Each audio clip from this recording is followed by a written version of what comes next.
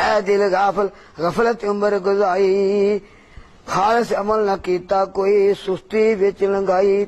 नबी वली और आलम फाजल गुजरे चंग चंगेरे, विशाह गुदार था बुरे बड़े ते कबरी कीते डेरे। ओ खेश कबीला यार प्यारे हथी पूर लंघाए, हुण तू भी एक दिन जाना उथे जिथे यार समाए।